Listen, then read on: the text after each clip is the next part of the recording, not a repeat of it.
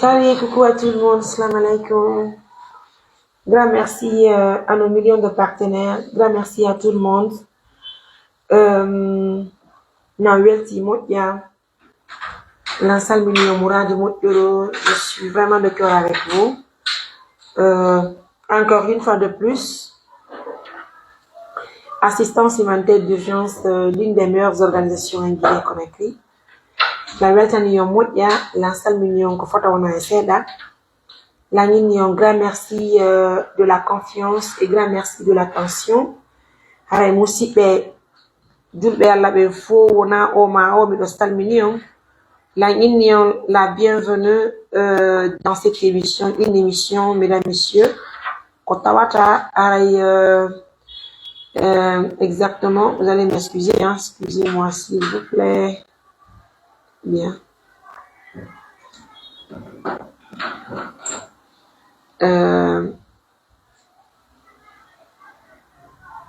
Musibe, on a wonbe si vous des assistances humanitaires d'urgence.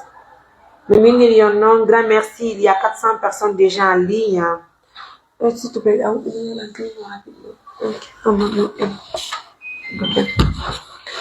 voilà, musibe, très rapidement, la salle mignon, la dernière cas de Mourad Mouturo. Alors, on a wonbe si vous des assistances humanitaires d'urgence, nous kukalaka wonti dans Miandinayon. Très rapidement, on va échanger un peu. Mais bien avant, haray ko andi ngol julbe Allah ben fo wodi video mo publié den justement haray ko fi be yummirabe be yiwden kameden teliko fi biddo mabbe gorko mo falle ni jombandew haray musibe ko adi konta o do ngandi kam mojo bere men wona goto woni desudugol ko équipe woni desudugol y compris les partenaires qui nous soutiennent. La vie des uns et des autres, surtout des gens qui nous suivent de près. Quand tu as des émissions, des partages d'émissions, c'est eux qui commentent si les commentaires sont vraiment intéressants. Mais il y a un compte. Vous comprenez, raison pour laquelle. Copine, comment tu vas? Ça va, mon amour? Allô? Ça va. Amino, je t'ai donné la faute à l'émission. Tu peux suivre l'émission? Oui.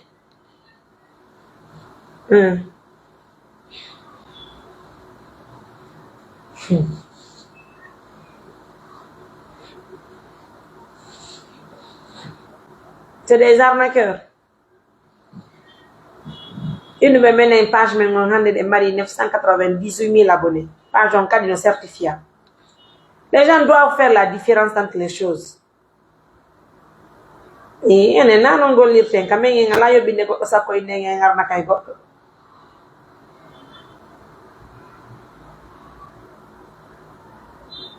Donc, mon ami, il est ma code. Marie, je te reviens un instant, chérie. Je te reviens, chérie. Voilà, donc, mesdames, messieurs, je veux d'abord vous informer. Haray mi andina taw julbe Allah ben fo wona fi goddo no seedi di hande modi mu ma jango innete goddo go jombe taaki wona fi goddo maayi hande goddo ronkanta innugol ya jango kala tan est-ce que non faltani. Donc je vous donne les informations en quelque sorte. Maintenant c'est à vous de laisser des commentaires, des lettres, des partages, il n'y a pas de souci, ça ne nous gêne pas. D'ailleurs maintenant on s'est habitué aux choses quoi. Bien ko hari ko si nete si fiya men hala maka Facebook wona ko maapini mais maintenant là si tu ça va même vous inquiéter parce que si vraiment tu existes là, que tu travailles réellement, il faut qu'on parle de toi, il faut que ça parle. Vous imaginez, il faut que ça parle de toi, quoi. Donc c'est normal. Les partages là, les publications et autres que vous faites pour nous là, ça nous arrange nous parce que déjà, ça me mord donc de ce côté, nous vous félicitons et nous vous encourageons aussi. Merci. En tout cas, nous sommes à 998 000 d'abonnés. Très bientôt, nous allons peut-être demain ou après-demain, on va avoir les 1 million d'abonnés sur Facebook. Et déjà, vous savez, nous sommes à 1 700 000 sur TikTok. Alhamdulillah, c'est grâce à vos efforts. Bien, merci. Alors, comme on a dit, mais inni,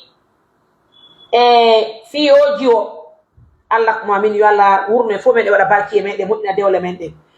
C'est justement par rapport à la maman que nous avons pris à Telico, et d'apprendre un appartement. Nous avons trouvé un appartement pour la famille, nous avons équipé la maison, alhamdoulilah. C'est Dieu, c'est pas nous, c'est Dieu qui fait les choses. Dieu merci. Haraï, ce qui est primordial, parce que la maman ne peut pas vivre seule sans l'implication d'une épouse. Et wawata abdu de son najo gollo, harawana debbo mo jomban de biddo mabbe, parce que ce qui est primordial. Haray no hande nene mene no wawan no hore mu, be wonnay no biddo mabbe haray nalen jombanay mo, kono ko ma wawe jombandemo, puisque on faltani. Raison pour laquelle les partenaires ont pris le devant, fi facilitant les mariages, wawe wad cérémonie. De ce côté, il y a eu 3 candidates, plus la femme de l'enfant de Nene, celle qui est aveugle. Il y a eu 4 candidates, puis Diogangal, on a fait alhamdulillah. Si on y a yati fi torago son najo, aini da fala njom bangol sitoma, julbe alla be inni mamodi menen men wadi jikke mame wokti ma son najo, pour ko e barki jeya, be de weltani amna. Be de weltani julbe alla be. La confiance que vous avez sur nous là, nous vous demandons encore une fois de plus de redoubler cette confiance et de nous accompagner dans ce que nous sommes en train de réaliser pour les personnes vulnérables. Est-ce que vous comprenez? Mais Andy, il faut que ça parle, je répète, il faut que ça parle de nous parce que nous travaillons sur le terrain. Si réellement les actions parlent, il faut vraiment que les gens parlent parce qu'il y a non seulement des frustrés, il y a des personnes qui sont mécontentes, il y a des personnes franchement... C'est que je ne sais même pas comment qualifier certaines personnes qui veulent nous balayer les routes, mais malheureusement, ou bien heureusement pour nous, nous sommes avec le Tout-Puissant là. Parce que c'est Dieu qui protège les gens. Est-ce que vous comprenez? Donc de ce côté, moi, Mariam, je n'ai pas fait le choix pour le mariage de coton. Mais comme on y est, comme on est listant, tout ce qui se passe, on dit que c'est Mariam. Sinon, par rapport à la fille qui tenait aveugle bébé, quand elle est waliti jiunku, et nadi jiunku ngole, son ni jiunku mutu. Est-ce que on fait tard? Goto ya tifi jiunku, donc hombo, partenaire de mes de Toulouse, nous dit là, il insiste, l'enfant là, ya wana nansabu, koto anjomba kunjiu. Bini alhamdulillah rabbil alamina. Tout de suite j'ai donné l'information à nos partenaires parce que c'est clair, on est en famille. Mariam Touré est vue. Mais on a Mariam, on est décidé. Moi, je fais partie des personnes qui décident. Mais la décision ne revient pas à Mariam Touré. Je suis dans une organisation, il est partenaire, parce que c'est les partenaires qui font de nous ce que nous sommes. Donc, dès que nous avons des choses sur la table, moi, je discute avec les partenaires parce que ce sont eux qui doivent nous parler et que nous écoutons. Est-ce qu'ils nous font le temps? Donc, mais nous disons vraiment, vous dites, si tu mets des mots, quand tu as fait la petite bout de Jiunku, est-ce que nous fait le temps? Entre-temps, Johnny non, mais en même temps, Jiunku ini, Sister Mariam, mais son hebani la mamunga, il n'y a pas de problème, il y a des partenaires. Allez, plus de moi, j'ai dit à la petite fille qu'on est aveugle, mais moi, je ne suis pas pour. Il y en a pour de Uganda.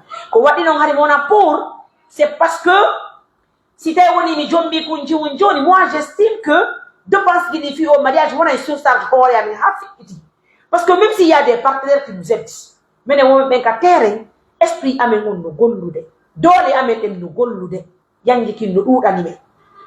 Mais de ce côté, vraiment, mais je dois écouter les partenaires. Au bureau, les routiers vite tout le monde dit, ah, tanti, attends, ce qu'on va faire, laisse-nous, nous-mêmes, on va discuter avec la petite là. Mais on a la base, mon apport. Donc, vraiment, quand on préfère du Ogorkodo, elle a même été échangée avec sa mère. Elle a fait venir sa mère au bureau. Mais elle est vraiment, quand on préfère gâteau de Ogal, Mini awa andi tetu si on inni yo jeune yo jombo mi inni nami wala mo jombude mi way hande wonde sama be jombi dara jango hada mi alaka deewga makko on fatike minni kono si tay woni e jombi ndiri wona yawgal hande acce jang. Est-ce que vous comprenez? Alhamdulillah rabbil alamin. J'ai écouté les partenaires, j'ai publié les 3 autres filles. Vous comprenez? Minni Johnny, c'est pas à moi de faire le choix. Je vais écouter. J'ai publié la vidéo de la fille avec la main aveugle. Est-ce que vous comprenez les choses? Puis on est en train de dire que on fait ça. Puis on a fait tout. On dit on a fait tout. Autant perdre mon comportement normal. On fait ça mignon. Est-ce que vous comprenez les choses? Mais écoutez, aujourd'hui, on est une femme là. Après, partenaire Benini, là, il vraiment marié comme une femme là. Où il y a un jambang, on signale le live. C'est pas grave, s'il veut le voir, c'est pas mon problème. Moi, je suis à 2000 personnes dans son live.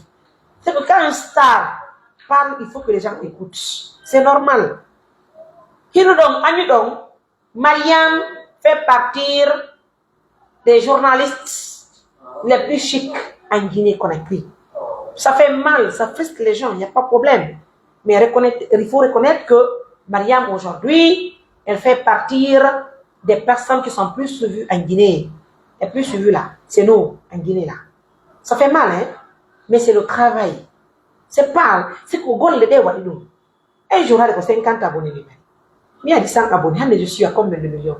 C'est normal, ça parle, c'est vous qui avez fait de moi ce que je suis là.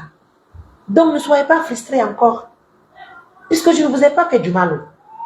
Hein? Je suis à 2200. Hier, j'étais à 5000 personnes dans ce live. On monte à 3000. Si vous voulez signaler, ce n'est pas mon problème.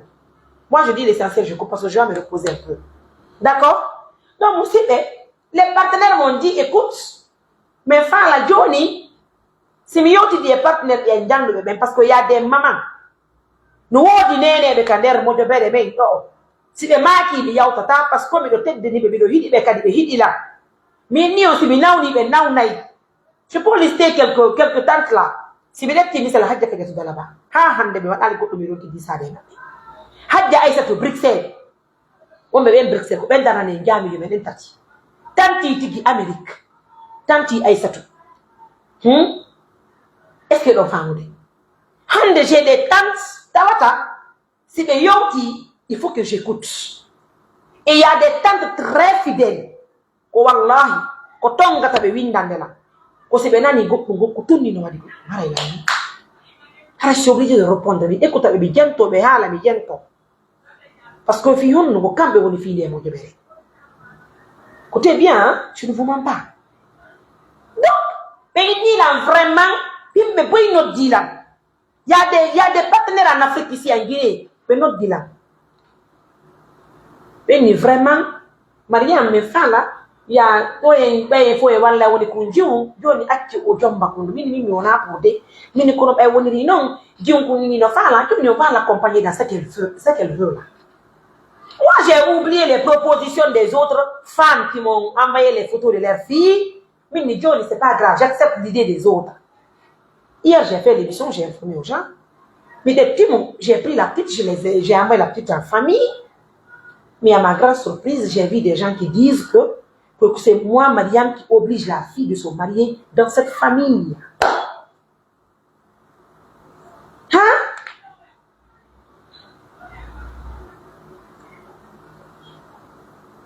Vous comprenez? Et je vais vous dire une chose. Que personne ne me pose la question à savoir pourquoi elle veut se marier ici. Parce que ce n'est pas moi. On a Nico, il n'y a pas de garde. Mais les femmes n'ont pas de parce que nous, quand toi tu assistes deux personnes à la fois, et que ces deux personnes s'aiment, et je vais vous dire une chose. Il y a des hauts, il y a des bas. Il y a des pires, mais je vais vous dire une chose encore. On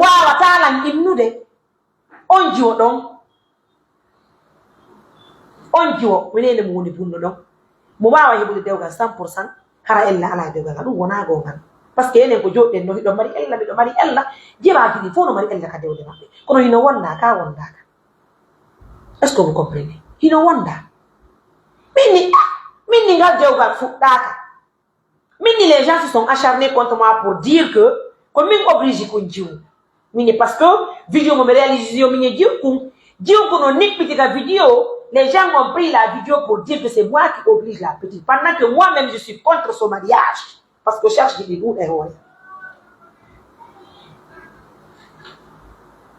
Est-ce que vous comprenez? Mais vraiment, mais Johnny, mais je veux faciliter les choses pour les gens. Mais alhamdulillah.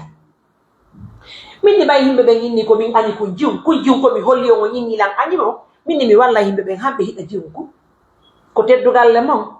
Aujourd'hui, j'ai fait une émission avec la petite. J'ai fait appel à la petite.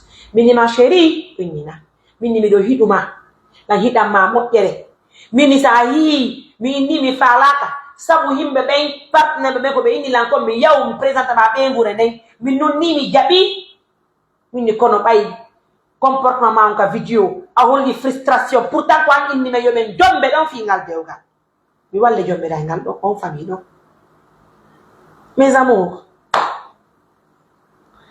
mini aini awali dun donc mini himbe be yini ko mi forcément mini ma chérie malheureusement je ne peux plus continuer ce mariage carrément je l'ai dit mini ma chérie je ne peux plus les attendants ma engagement hande kadi mini joni mini me de ngolla sonnabe mini min hari mi accepte fa le partenaire be fi walta gol ma har atabite do hebano encore la bioma mini me vu que les gens ont dit que mi wonu aduma mini vraiment mi anyata ma chérie mini me do hidama kadi aduna ila ko wasi de tuba mi hollu ma partenaire be ko mi se fi ba se partenaire am bi mi walti ma ne ko alors mini donc ma chérie je ne peux pas est-ce que on parle mini vraiment mini mi wala mini joli les gens qui sont en train d'écrire pour dire que je t'ai forcé ya mini maintenant les gens là vont se lever pour chercher et pour toi là. C'est vrai, les partenaires se sont levés. Solidarité Mariam Touré, basée aux États-Unis d'Amérique, ce sont eux qui ont acheté la valise remplie de quoi? Une valise remplie d'habits. 19 complets dans la valise. Solidarité Mariam Touré, en une journée d'hier, ils ont rempli la valise pour me dire, Mariam, nous, c'est nous qui sommes les Djomba. Nous sommes là, on t'assiste parce que tu es une fille qui mérite l'attention de mon âme. Mes amours. Eh bien oui, Mini Johnny Valison, assistance humanitaire d'urgence. Vraiment, c'est impliqué. Vous allez m'excuser, hein? Vous comprenez? Mini Johnny Valison, oh on a eu. Nyande Hebuda Deogalwo en Salimat. Le jour que tu vas obtenir un mari. Parce que Mini Nogasa, choix mon partenaire, il me dit ni godo. Mini vraiment. Mini Johnny, les partenaires, nyande famille ma holli men hebi dewgal wo mi hol les partenaires be men ektabalizo me ya me huno au nom de l'ONG assistance humanitaire d'urgence. Il on ngandi pigiti c'est que ko Allah mo ta pigiti. C'est pourquoi go sino gondi ni o ma ko to ko hawri. Si vous voyez au tournure c'est parce que artisa gi mak gilla. Vrai ou faux bintu. Parce que si artisa ma me no jelli ko hokka fidawo hay nana ta ni nana ko do jobbete. Mais moi déjà je n'ai pas pour eux. Finalement, les partenaires m'ont dit, il faut que je reste derrière. J'ai accompagné les partenaires. Certains m'ont dit, non, Mariam, mais on a pour. Parce que si on peut-être dit, mais on n'a jamais de problème. Parce que, mais cette idée dit, il faut me recouper, mais là, pour me faire Johnny Moussipe, à votre honneur, Salimatou Diallo, l'enfant de la maman aveugle, ne sera plus l'épouse de notre frère qui doit se marier dans une semaine. À votre honneur. J'espère bien que vous êtes tranquille, non? Maintenant, les gens qui font les commentaires qui ont dit que c'est Mariam qui oblige la petite à se marier, cherchez un époux pour elle. Vous allez m'informer, nous, on va se lever pour accompagner le mariage. À votre honneur, il y avait 3 autres candidates. Et moi, je n'ai pas tardé. Vous savez, chez moi, c'est tic au tac. Eh bien, je ne vous mens pas, hein, tic au tac. Donc, à la minute, là où la décision est tombée, vous comprenez, à la minute, là où la décision est tombée, j'ai fait appel à Ruki de Conakry. J'ai dit, heureusement que tu es à Conakry. Va à la rencontre d'une candidate qui est pour le mariage de notre frère. J'ai donné le numéro de la famille à nos partenaires. Famille on woni ko ben ton jonni men debbo men yini me weltori parce que teddungal sa yi be okki men debbo ko Mariam Touré be hidi si Mariam Touré be hidama ko mi wonda tay basi nami woni wonde babbe suudu pour ko mi wonno les cordons de pigidi ko mi be hidi wala okkoro no fa ko wonno wardo gadna mo. Je vais vous montrer tout à l'heure la vidéo. Roger est parti à la rencontre d'une candidate, celle qui était en pagne. Et holli la ngondon wo yitere makone wo ko legga tukki mo kay yitere quoi legga tukki mo kay yitere. Bah les gars qui me caillent tere, il n'a pas de mokono yitere ne mourir ne quoi. itene fandu to gondo yite pinni modi no wona woni ko artiste ba be so gindi hay me de hidi me de yaldi parce qu'on nodda inu don on okila njiwo fiyo me ko koto be yiga video se be ni be okime njiwo andi be fo be andi niri hajjere kadi yawno ngiya video masi mi gagni do mi publier video hajja ye yidi jiwo parce que mane siku dali jungu no fan oyo yidi ni vraiment jungu fan la o darne na ko ne woni watuma afan mini ko honno jungu ngono ni ma siku be força woni be força woni alhamdulillah joni men haddi be fottisi yalla no muy ko jango wonde yaltinde goroje dey mais non si be yaltine goroje den sita e be newnani men ko ka yottere be woni wadde haajo hale ko teddugal le mo wona non fi ko to bayre no comporter non hanki innoto wona ye njombango. Les gens qui sont en train de dire les mariages arrangés là, c'est vous qui faites des mariages arrangés entre vous. Mene me nganda ko ente mariage arrangé. Mene ko me ngandi dewga ko hampoma wula hande wala jango. Est-ce qu'ils ont fantane? Mi ala ni okadi hunde wotere, c'est de faire beaucoup attention. Sa inni ya itte ko Allah wadi ko amaye akya ko Allah wadi ko. Taga le doit won ego ni do musibe. Est-ce que vous comprenez? Mais j'ai compris dans la vie là, si tu es quelqu'un, il faut que ça parle de toi. Regardez mon nom partout. TikTok, Mariam Touré, Facebook, Mariam Touré. Vous comprenez les choses? Harajoni à votre honneur. À cause de vous là, Salimata ne sera plus l'épouse de Koto. Mais que cela n'empêche. À votre honneur, nous avons obtenu une épouse. Je ne peux pas dire qu'elle est parfaite, mais elle peut aller avec notre coton mondial qui est là. À votre honneur, demain on va envoyer les coups là, et juste après on va vous donner la date qui est retenue, qui sera retenue pour la célébration du mariage. Ça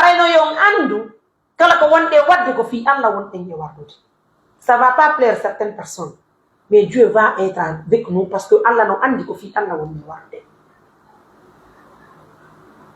Est-ce que nous pas regarder? Les gens aiment trop parler. Si c'est parler, les gens sont champions. Je vois des gens faire des émissions, sortir, monter, descendre.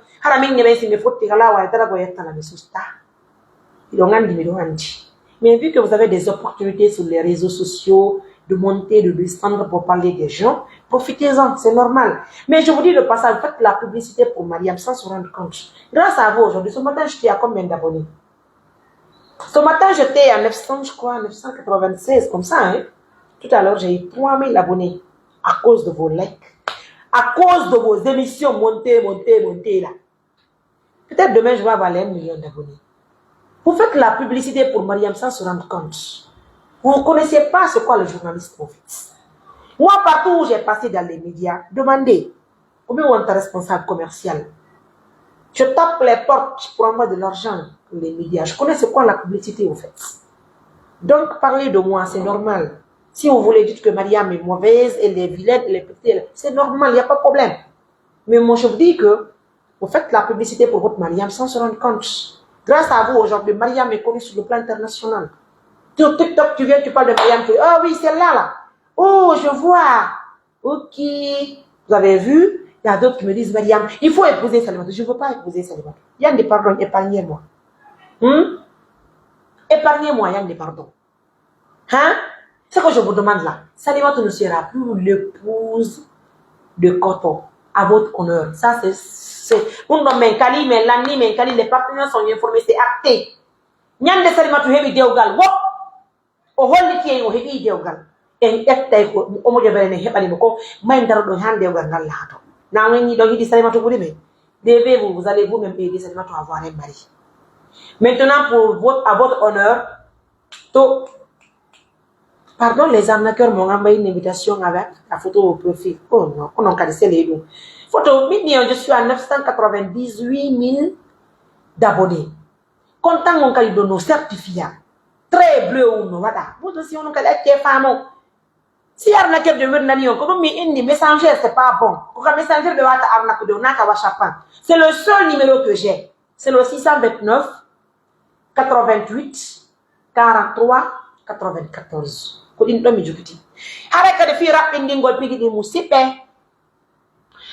Pour le cas de Néné que vous voyez un dimanche, mais de weltani Allah ko tabata ko Allah wala subhanahu wa ta'ala ko kori men tutal ko kori men sabu yo me fotto de be yummiraɓe tawa min wona sabu wallugolɓe ɓe wona hande suudu ɓe fonto min dankoroɓe wanene min jara est ce que ɗon faltade deuxièmement kadi haray ko andi goɗɗon ce qui s'est passé hier à Séré wona onon tun ngalɗude ko min ɓuri ngalɗude kono min ngalɗu ɗon la weltani Allah ko tawata kon Allah kadi tawnilange ɗum ɗo mi hiirum ɗo kadi mi hirigite hande awa haray hande gila anduɗo weeti e 14 h j'ai reçu l'appel de madame l'inspectrice régionale de l'action sociale de la part de madame la ministre Akonati haray ministére o woni ko humpiti fi mouradu ndun ka meɗen Séré ɓe noddilam ɓe hollimi haray dey laamu ngu woni ko humpiti ittu accu feƴƴi ɗon ka couple ton haray ɓe faala hewtugol ton ɓe lomoɓe anda ko honno piiji ɗi feƴƴiri ɓe anda peɗetete ɗen par ce que fi hondu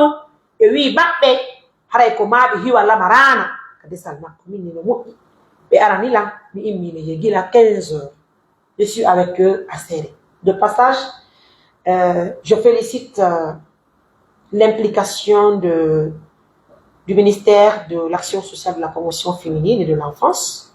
Otamata kon, ibe wadi gite golle men den dibe humpiti ke ittu accu digono ton, be hewta e meden be hollita en ko honno gasidi yarde alhamdulillah rabbil alamin.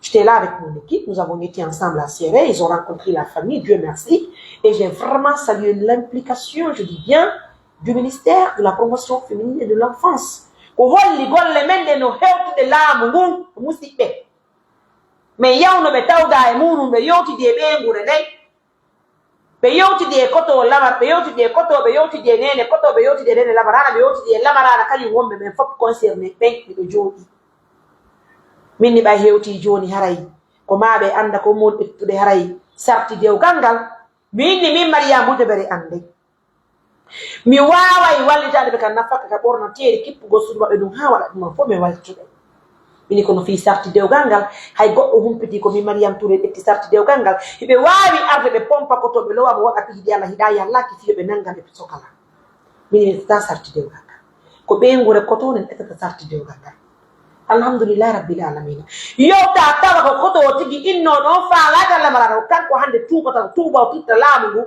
fiyota ɓe naɓo ɓeygu makko nene makko jara inni Mariama jottaɓe naɓa ɓeygu koto ma minni nene wonami waɗi ko ono waɗi ko teddugalle mum ko nene inni lamarana yaata koto tuubi ruttiwo e ɓeygu makko ta yaw fi Allah o tori ko jeegita ɓeygu makko yaw tuubi o anda ko jokkuno hanki est ce que ɗum faltade ɓeygure koto nen ɓe fof ɓe yaltidi goto goto ɓe ari ɓe tawda e yewtere nde kuntiraɓe ko ɓen goto makko ɓe fof ko ɓen ƴetti engagement inni wondema lamarana wota yaw ɓe tamgoto dewgal ngal ɓe si ɓe tambanoki hanki ɓe tamgoto hande de plus hay chef de quartier on vice président on tawdana yewtere nde ko teddukale mum juɓɓi Allah le compte rendu inchallah madame la directrice l'inspectrice régionale de l'action sociale si ɓe humpodiri e ministre maɓɓe ɓe waɗani ɓe compte rendu on elle même elle va soutenir au micro ɓe yewta on ce qui s'est passé là-bas mum pour moi de mon côté ko andi goɗɗon en toute sincérité j'ai pas pris l'engagement je ne pouvais pas prendre l'engagement d'ailleurs parce que min en tant que président d'une organisation humanitaire yo andi haray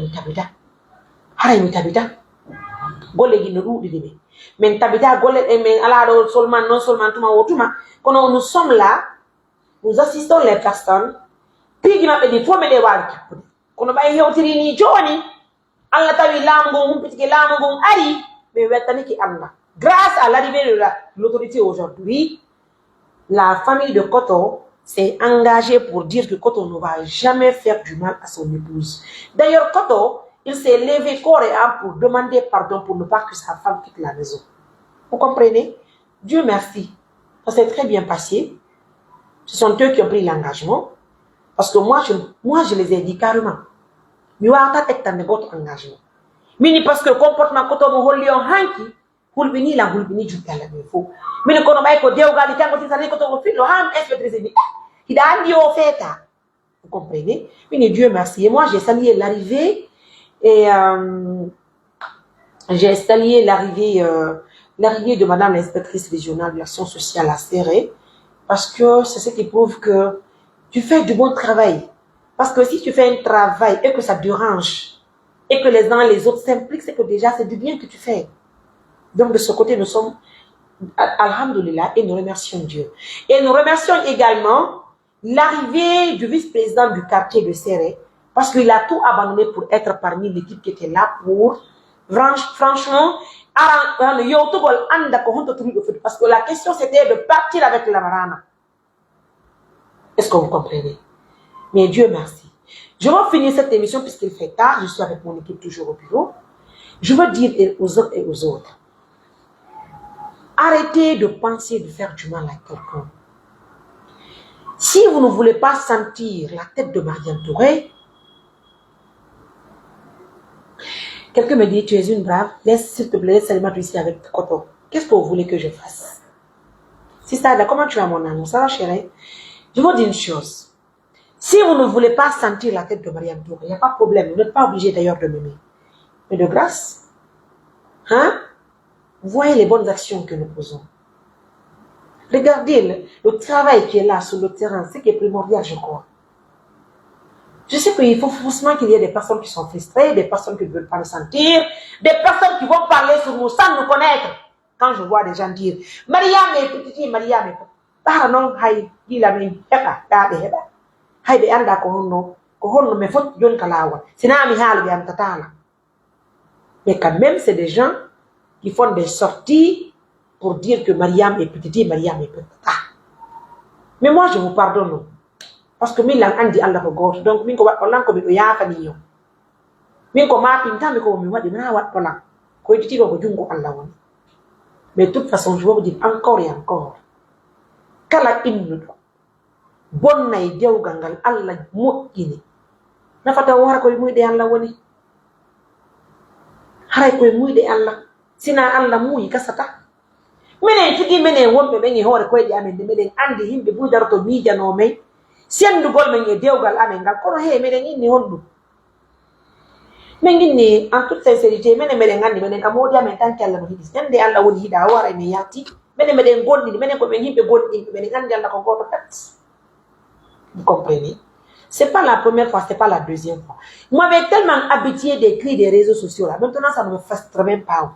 Ça ne me dérange pas. On y a la fouki, oh woro warandi fouki hantika Facebook. C'est-à-dire, je viens, je me connecte, je vois les publications des gens. C'est parce que les gens me disent, Maria, non, sinon, hey, je peux venir monter dans vos lives là pour vous féliciter tellement que vous m'avez vacciné. Je suis vacciné. Ça ne me fait ni chaud, ça ne me fait ni froid. On vous tenir là. Joni si woni 2 jours, 3 jours, 4 jours, crier inda ngara mi wulda. Ça ne vous dit rien vous. Je suis tellement habitué des réseaux sociaux maintenant là. Tapez fort encore s'il vous plaît. Ça m'arrange. Et pour Salimato pour Koto s'il te plaît. Et non mais c'est pas possible ma chérie. Je ne peux pas oh.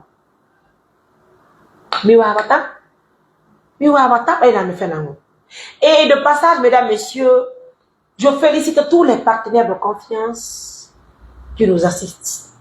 Mais dit l'épouse de M. Ba, le Premier ministre. Et le Premier ministre, hey, j'ai reçu il y a plus de 2000 étoiles. 2000 étoiles. C'est que mes partenaires sont tellement chics. C'est que je peux rester chez moi. Je parle d'une émission, je parle d'une activité. Mes partenaires disent, mais écoute, Maria, dis-moi, qu'est-ce que tu veux? Dis-moi, qu'est-ce que tu veux dans ça, quoi? Vous comprenez? Moi, c'est pas moi. C'est-à-dire, les gens qui glorifient Mariam là, les gens qui font de moi ce que je suis là, c'est pas moi, hein. Ce sont mes partenaires.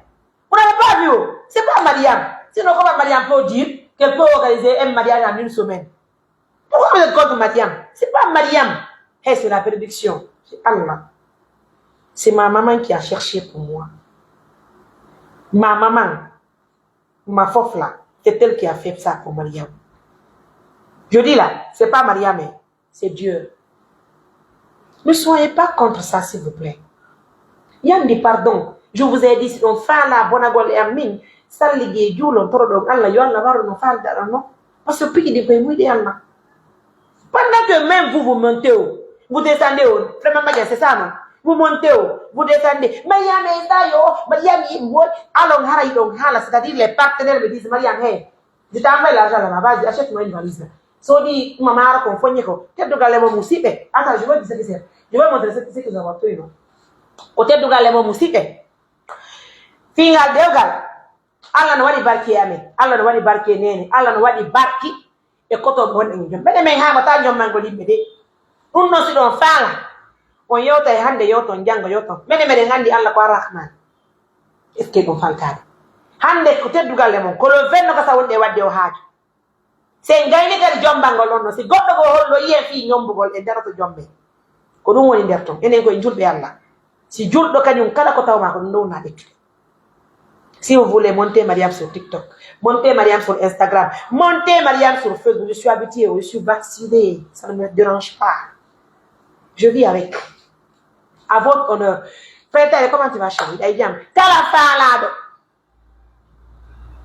contribugol fiyo haaju ko saɗi ko tuuli haray ko teddugal e mon conki ɗo tiɗɗi jomba heɓike basin mbama ko desnel paɗe heɓike fi ko ɗoftire waado heɓike tanti yarama wonɓe France addi 300 mi fiyo mi yuɓɓu waado kon e conki ɗin alhamdulillah rabbil alamin tayeji makkoli min waɗi 1 million si goɗɗo kadi watti 1 million woni 2 million tegen jomma min hara en toñiremo hatta min na jama woko par ce que dami ɓe hibba on fartike valise mo jombirata jomma min heeɓi jango si Allah muuyi sonnaɓe moroɓe sonnaɓe moroɓe ɓe Espagne ɓe addani en kamɓe kadi mbuuɗi jango si Allah muuyi may yay soode numa on kore ɗen lalorde ɗen debbo sino jombeede nene ko watta ko sooden kore ɗen hebbinen ɗa foññeɗa maaro sooden ko ɗon no ɗuma seleɗi jiɗi en soodaani min prépare fof hakkude mon ñi Allah musidɓe ko honto yiɗo ɗum ɗum no boni min nodda famille o gorko min hunoɓe komin heɓi ko ɓe wontanamen yeeso ɓe naɓa ɗe boroje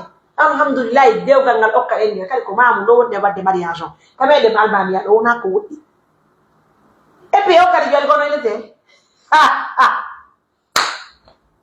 ko saɗi wattumo wiyete awti on noon kadi ko joni on noon kadi ko sali matu wiyete akke mi nodda on jiyo ko nani abbalam atan rap rapide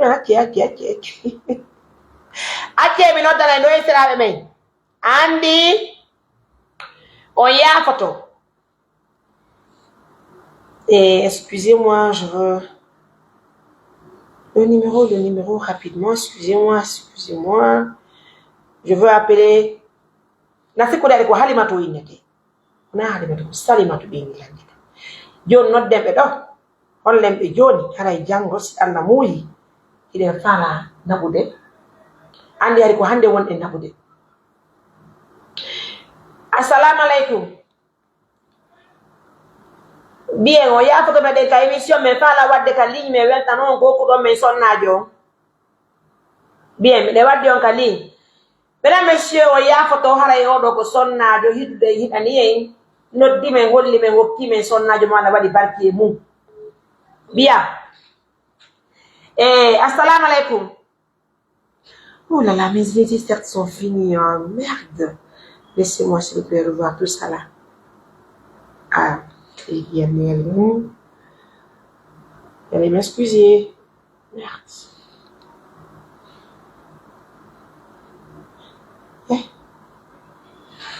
Excusez-moi rapidement s'il vous plaît.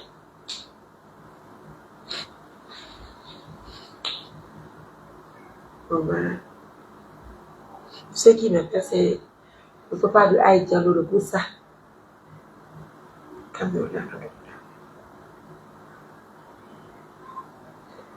Mesdames, messieurs, grand merci. Allô, assalamu alaikum.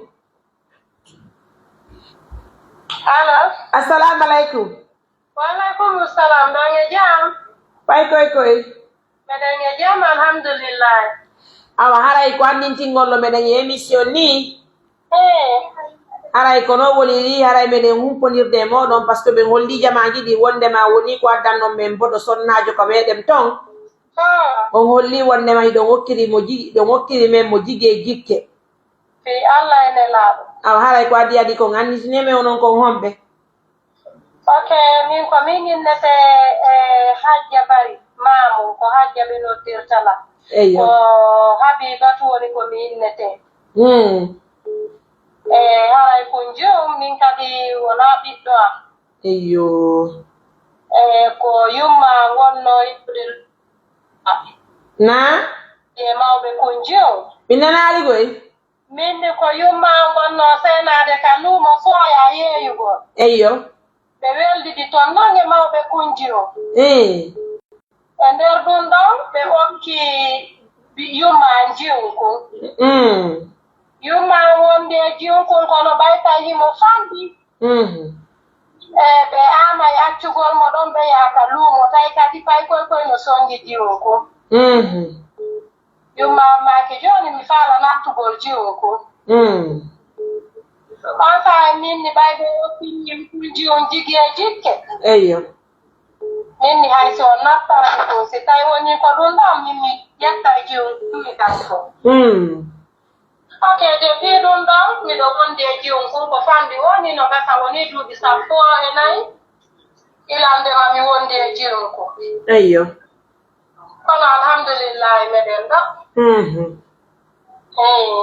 probléme fof so ala har jiwnkun ko boobo on ni ko ari ka ok kono jiwnkun innete jiwnkun ko salimatu woni ko wiyete kono yetta ko yette jalloto ɗo moƴƴi haray noon milando ɓay min inni minen falana koto amen ɓe ngon holli men kunjum haray ko honno ñuuɗo ñaame ha gokkuɗo men jiyo yafoɗo ɓeya ok min alhamdulillahi ɓay hinayo mi feno ko moƴƴereji ko wonɗon warde ko eyo woni komi yii wona noon hande wona hanki wona hecci hanki émission ji monɗi eyo koɗi kutila womi ka wattili puisque mi daaray mi partage ɗi hiɗi welam mi moƴƴa noon alhamdulillah ɗo suti ko fii allah wonɗo waɗirde ɓen ɓe wonɗo waɗande ɗon fop hay goto mara kilo goto maaro ko wiya hande miɗo neldi o wono woni sodde maaro jonnomi miɗo andi ɗum ɗon ko fii allah sa waɗanima ɗo wiya ko fii jango kanko kadi yo waɗan kono si tawi woni a waɗani miskinajo allah mo waɗana hoore mum hay hunde mo a yiyani hay neɗɗo felduɗo e ɓaawo muɗum eyo miɗo andi haray on ɗon ko fii allah waɗirɗa joni noon min kadi si tawino hande miɗo marno suudu mi darna hara miɗo darnu mari ko mi darnira suudu mi ƴetta mi jonnaw min a naade e ɗon ɓe yummiraɓe wallahi remango ngari ko ɗon woni kono min miijiti mi tawi ɗum ɗo ngala mi tawi min kadi ɓay miɗo mari oɗo jiwo miɗo andi pellet oɗo so yehi o waway dankade ɓen ɗo yummiraɓe e ɓen fayɓe ɗon min kadi minni yomi présente oɗo si tawi arsike makko no toon alhamdulillahi haray ƴettonmo ɓoftonɓe ko dankoɓe aw haray o humpodirno e ɓe nguure kañum jiwko mawɓe makko ɓen mi humpodiri e baabe makko mi humpodiri e yumma makko ko ɓe ɗo ƴettuno ottimi ko on to ɓe woni ko soyaɓe woni eyo haɗa ko no ɓe holli on ɓe hollinmi won si mi asi ngayka mi ukki toon jiwon ko o haray kamɓe ɓe andi laawol no nder ton ka o yaltiroy o puisque depuis ɓe ƴetti jiwon kum ɓe jonnime eyo ko alhamdulillahi ɓe yiɗi ɓe yaalinin se muɗum alhamdulillahi allah ɓeydu baraji ɗi allahumma amina ya rabbi awa haray noon hiɗon andi tigi tigi on min kadi ɓe jombana e woni musidɓe ɓe woni haray sabu haray min woni e wallitade ka miɗo andi o holli ɗum ɗo awa haray jiwnkun on yewtidi e mum min immino ton hannde woɓɓe ko ya yiyana men jiwnkun ɓe hewtuno ɓe yiidi e jiwnkun kamɓe tigiri ɓe landi jiwnkun eyo ko wino hawranimo ɓe landimo ɓe landitimo min kadi le mi landimo haɗo mi présente ɗon ko wino hawrani min joni haray on newni yo men namu goroje ɗen janggo si allah muuyi ka fana en newni ko en goto inchallah ara men juulira e fana on almami yaka juulirde mawde menen haray si tawi woni ko fi juulugol fana on ka juulirde haray ko tanti ma o ɓuuri weeɓude non ko min nani ɗum ɗon hani sa woni min yaaɗi almami a si fana on heewi men ɓe yaayi ɗon na tat ko almami ka juulirde menen mbiɗe woɗɗondiri e juulirde almamiyade seeɗa kaka dineji menen woni dineje ok d'accord y a pas de souci awa joni haray on newni yo men naɓu haray ɗum on ne newni inchallah koye goto alhamdulillah modi Allah waɗu jikke ɗe yo Allah ɓeeɗo jikke ɗe hakkudeji men Allah wata yersindir Allah jaɓi onon kadi yo Allah ɓeydangon ko jokkuɗon ko amin yo Allah partenaire ɓe mo wonɓe wallitade ɓe barka mo ɓe wallitoro okkora kala julɗo moƴƴo hande yiiɗo waɗangol miskinajo eyyo o waɗi waɗa on miskinajo Allah ko amina de on garti e gogoɓe mon ɓe boynide en ha wawa si lutta hay koye goto inchallah awa haɗa jiwon ko gonno e golle wonno wadde mecce jogum mi naadinomo atali kono toujours ɓayta e min miɗo yeeyude harumo de o fuɗɗi ɗuma débrouillabol ɗon seeɗa seeɗa kono o wawani de mecce ɗen atali on ne o wawani puisque yeeyugol ngol tawi fayda ɗum ɗon fooli atali o donc mo wallitaɗo ka ngayni mo wallitade lan ka place ko kanko fayda ɓurata wonde ka place kala kami fokkiti ɓayno gara programme ji ɗin no ɗuuɗi nder komi yahali o noppugo minna yo yew koyi joni noon kon noon jiw si yeyi andi o debbo ko moƴƴi fayɗo moƴƴi siko woɓɓe ni ɓe nakko jombetake ɓe naway ko wallitiɓe ka place naka place tum wallahi naka place wonaka suudu ko himo wallitilan ko moɗo min oyo dey Allah mi waw jogitade o honno wallahi Allah siko woɓɓe felloto hay tawte am ɓe foppu hande ɓaynani ɗum ko ɗum ɗon ɓe woni wowlude ɓe wi ko anniɗa ɗo siko woɓɓe ɓe anniyotako ɓe anniyotako alhamdulillahi min miɗa anniyanimo yo heɓu ka ta tawata hara o biyetake o yennetake Allah mi waw jogitade mi joytoro jikke ɗumane Allah giɗo jooman amina ya rabbi miɗo weltani on miɗo weltori ko woni ko heɓude jowgal ka wona iɗon anndi ɗon menen ko kisan ɓe woni wadde ɗum taw si ono kay ɗo wakkili ɓay sago amen so ɓe nami goye yerey ko menen haray hannde ko wonde sa ha jon to ette ɓay menen sago amen ɗo élection ini haray ha jo waɗi ɗo min probléme fuddala ko woni tum ɓay haray o tigi kadi no mari musidɓe ɓe hollitata ka woni ɗo onon tigiri eyyo mi explique ni o wonde o tigi jiiɗaki waɗali haaju hari haray mo ɓeeno faala hay si tawi heɓata goɗɗum ko adda hara tawete haray ko ɗum ɗon tumra finirtami seeɗa ko hedditi ko koye juuɗe Allah o woni hay si mapina yon dewi juuɓe Allah ɓe fof humpitoɗo humpito ɓe duwaɓe humpitede ɓe waɗen ha joni kisamen toppito kadi golleji amen nani inchallah koye goto nani woyi jombamo amen noye jam jombamo mon noye jam himo ɗo takko mon ɗon himo takko an ɗo mi wawa yettude jomba o waway Salimatu ari ɗo debboro yurmi oyo dey awa nani awa Salimatu dey jarama ɗay jam antimale dey jam ko menen falama jombude dey awa hiɗa hiɗi men moƴƴa a dankoto men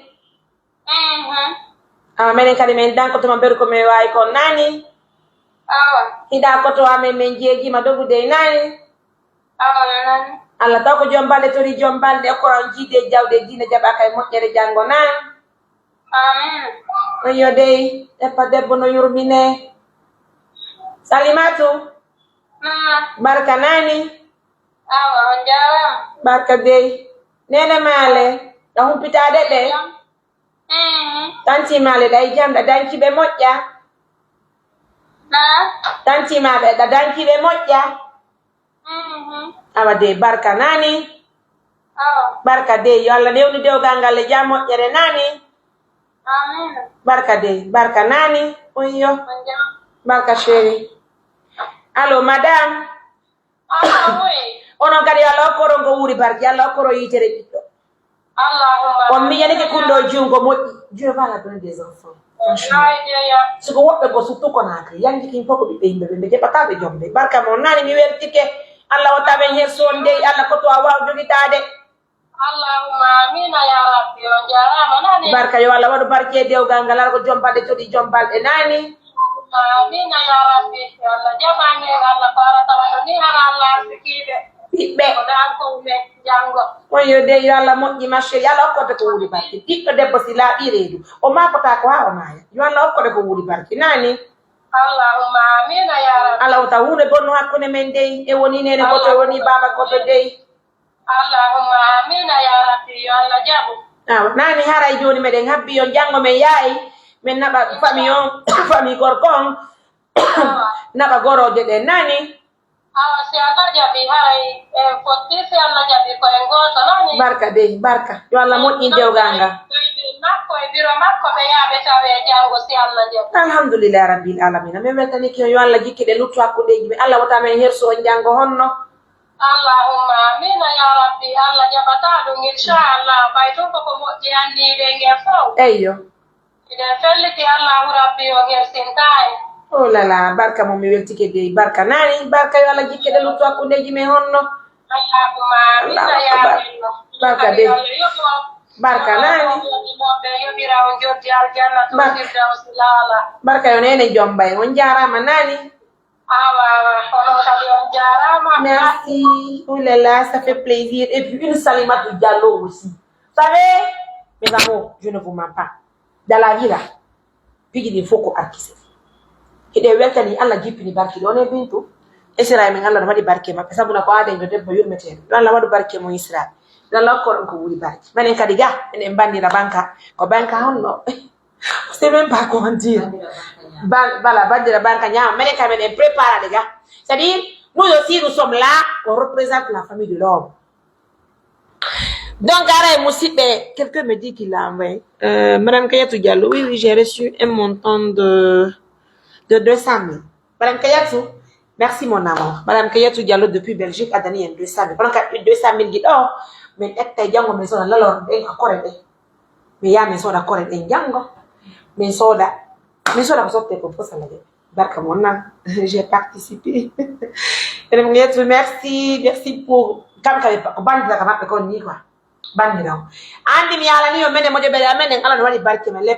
c'est des wow. Pendant que j'anime des missions, il y a des bandits qui se manifestent pour dire quand des bandits alhamdulillah rabbil alamin Johnny ala no manka ne kare kosan anne kosan fende teko côté du galemo ara il fille j'aime bien cette dame elle est géniale. Donc, elle a 13 000, 15 000. Donc, ça y est, quoi qu'il a 10 000. Il faut la donner chapantati. Elle a côté du galemo. Et donc, Andy, quand il m'a dit de work, elle a mis des welti. Moi, dit télé qu'on faut le holiday au mariage. Alors, one homme de fofi, Allah, haram akid. Elle m'a dit de gol le bidje guio. One homme ka defi gol. Mais ngandi go me de wonde jutbe Allah be. Bol be de fo na mbita. Kala inna do musiddo wondo mamu do. Be de ngimbi jo fi yo haaju. Be den tori yo yaltu.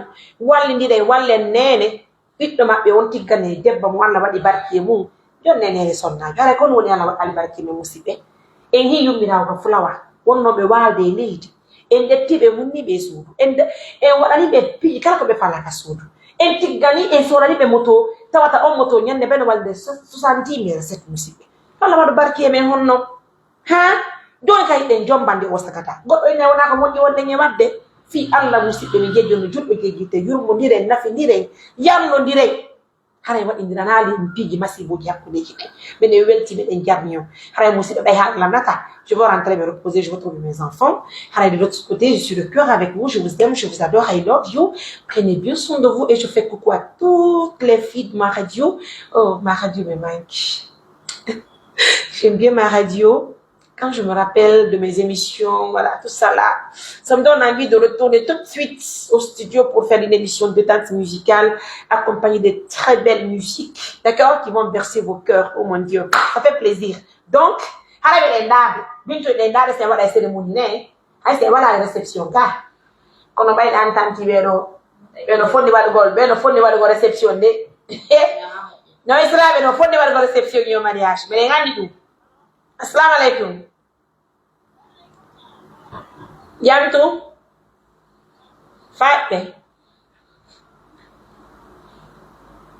Yantu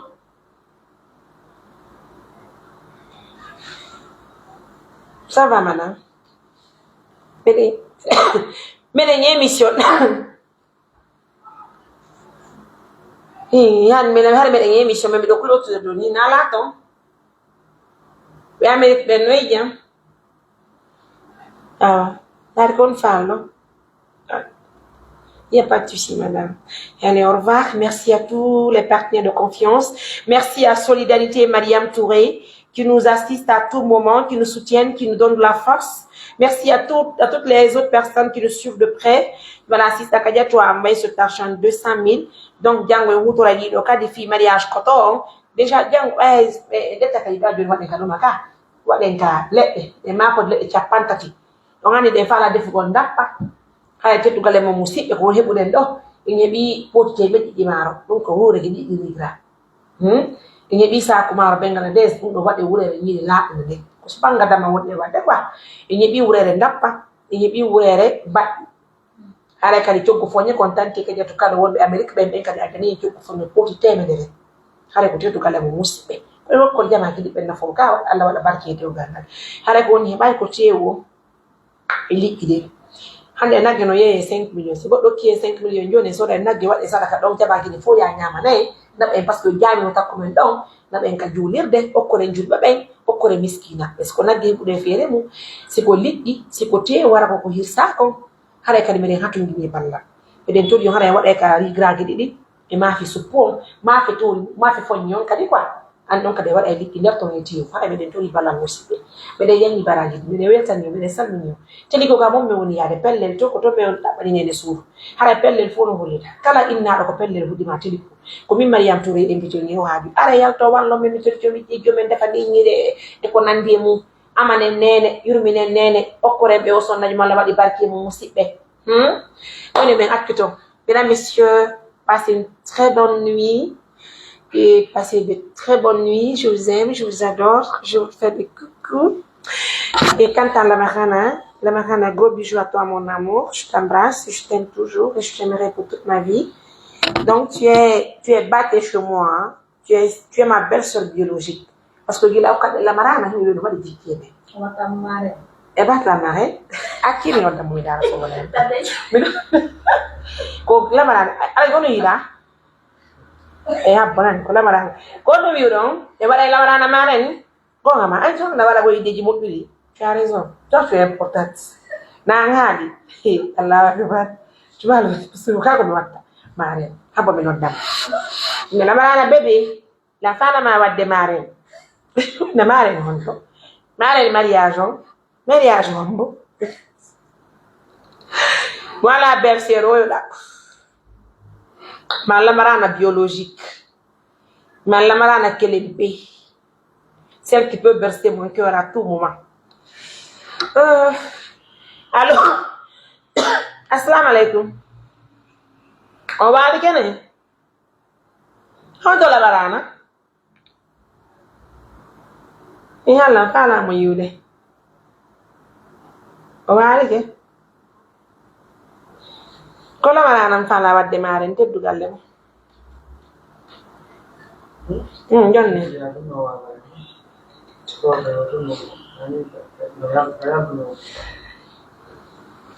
allo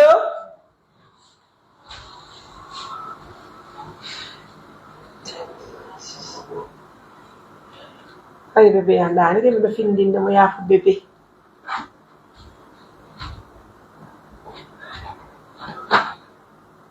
o waali ke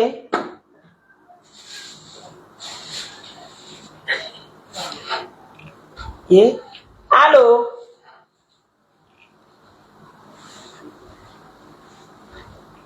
koto be nguma waali ke bébé ça va no fi alani ke oh là là, ne wata bidano. Allez, fala ma wadde maren. Kal gon woni maren minni. Ko koto wa woni jombude. Ni koto hare ko anno me fala wadde maren nani. Teddu galle ma nan bébé. Ajabi. Awa hala na modi ma bido fala ma wadde maren nani. On do koto awoni ondaka mawali ga koto wali ke awala yetta mo so fini la yetta mo lando si moy jam nani awa bébé mi welti ke na I love you, bébé. Jango mina bane concombre. Mina bukadi. Ah, jango mina bane concombre kadi. Nani madame la marraine. Barka bébé, I love you.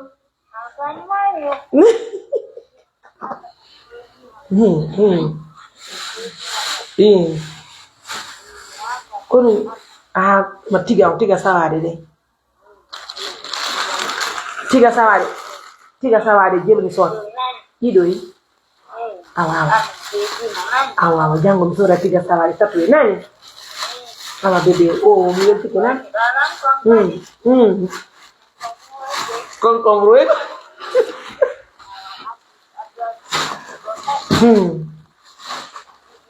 Jango mina ba concombre na tiga sawade tati. Ok, salad, tomate, bofo. Ah, jango mina bay nani madame la marraine. La marraine jango ara so de chonchi mani fi marrainage ma wani fa woni wonde marraine non. Bébé a da comporti ka. Merci chérie. Koto andani kene? Me wata ora no. Ere mi wata yodo de koto anga andani ke. Ada ini lemana ada ini lawo ni John Nim la ela kumi on da inde allo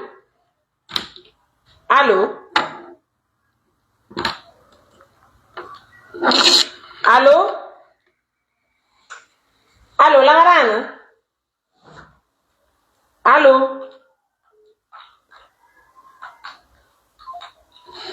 Mesdames, messieurs, grand merci à 1 million de partenaires, grand merci à tout le monde. Hara ko teddu gale mon ko lamarana me woni wadde mare. Hara ko teddu gale mon c'est actina mi propose dum do kadi de. C'est Bintou qui a proposé. Donc yandi pardon épargnez-moi. C'est pas moi de, c'est Bintou. Lamarana no wo jabi mare nano. Tant ko wara ma konto si bero ki monedo de jango. Hono concombre tiga we sawa we.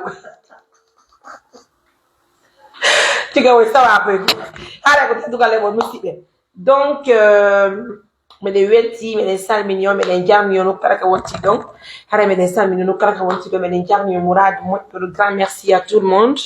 Donc, nous avons dit donc, la marana mondiale, la marana biologique.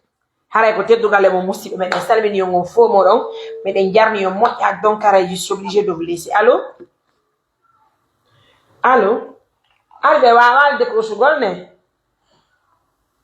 Allô oui bébé ya fo mi finni ni ma ya fo dogu nene wana et puis elle passe dans la douceur, elle est très aimable la fille, la femme papa elle n'est pas fille. Oui. Allô oui.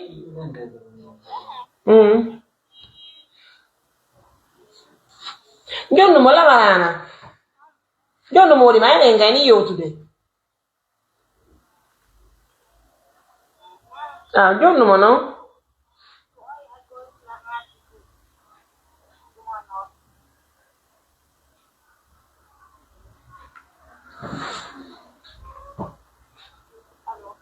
Koto lay jam. Ai fi.